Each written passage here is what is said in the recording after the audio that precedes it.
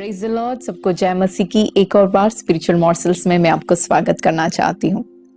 लूका रचित सुसमाचार उसके 22वें अध्याय के 31वें आयत में हम यूं पढ़ते हैं, शमौन हे शमौन, देख शैतान ने तुम लोगों को मांग लिया है कि गेहूं की नाई फटके। यहां लिखा है तुम लोगों को, माने के प्रभु यीशु के चेलों को। ग्रीक में इस आयत को वहां ऐसे लिखा है कि तुम में से हरेक को मांग लिया है कि वो गेहूं की नाई फटके। माने आज भी प्रभु यीशु के चेले जो भी है, यदि आप और मैं, हम यदि यीशु के चेले हम अपने आप को कहते हैं, तो हमें एक बात समझना है कि शैतान हमें गेहूं के नाई फटकना चाहता है। तो ये गेहूं की नाई क्यों फटकना चाहता है, इसमें क्या खासियत है? यदि हमें ये समझना है तो हमें इस प्रोसेस को समझना जरूरी है। गेहूं को उस समय कैसे वो फटकते थे।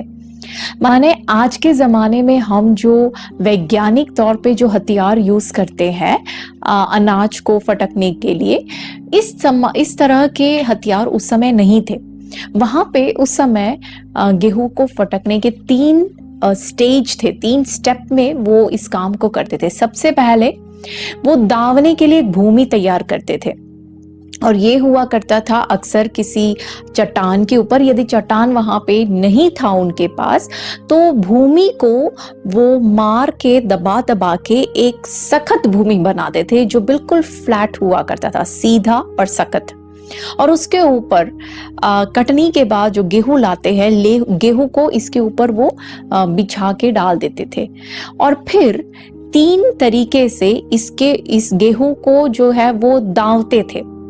सबसे पहला तरीका ये था, एक बहुत ही बड़ा डंडा लेना और उसके जरिए इस गेहूं को मारना, अपना पूरा दम लगाकर गेहूं को मारते थे और इस प्रकार उसको दावते थे। दूसरा तरीका उनका ये हुआ करता था कि जानवरों को, खासकर गधे या बैल को इसके ऊपर से चलाते थे। और इसका एक उदाहरण हम देख पाते हैं व्यवस्था विवरण के पुस्तक उसके 25वें अध्याय के 4थे आयत पे। वहां पे परमेश्वर कहता है कि दावते समय चलते हुए बैल का मुंह न बांधना।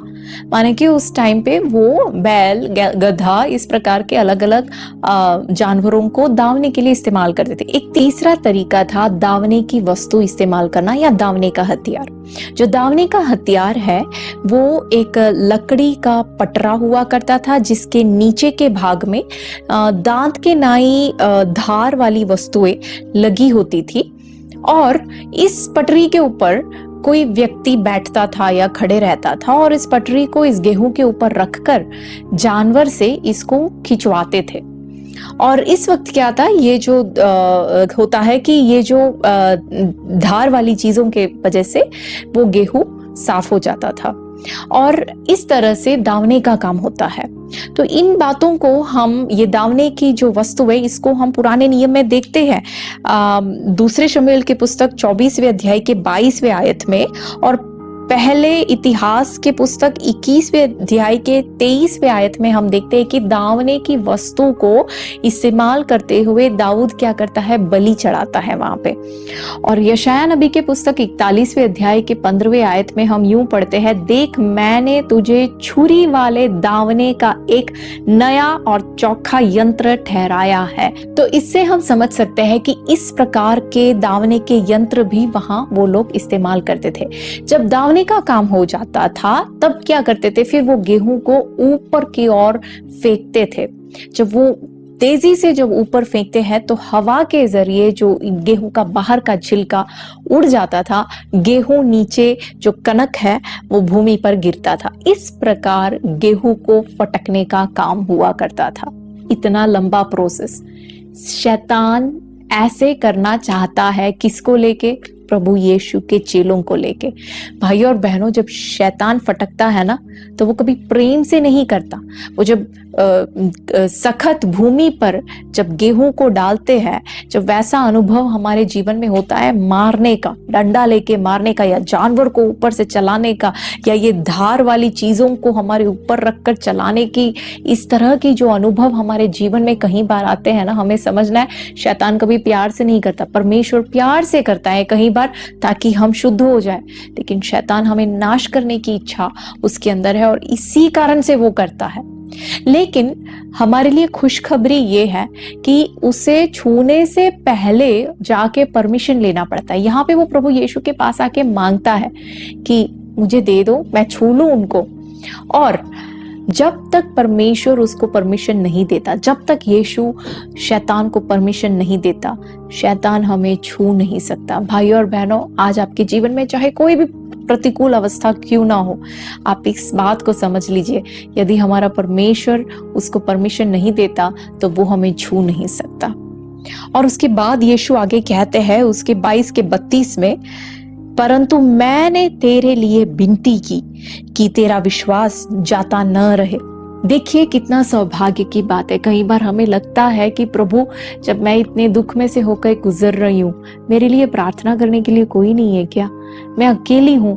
भाइयों और बहनों, आप अकेले नहीं, चाहे इस पूरे दुनिया में आपके लिए प्रार्थना करने के लिए कोई भी ना हो, फिर भी आप खुश रहिए, क्योंकि आपके लिए प्रार्थना करने के लिए यहाँ प्रभु यीशु कहता है कि जिस क्षण उसको परमिशन मिला उसी क्षण मैंने तुम्हारे लिए क्या किया?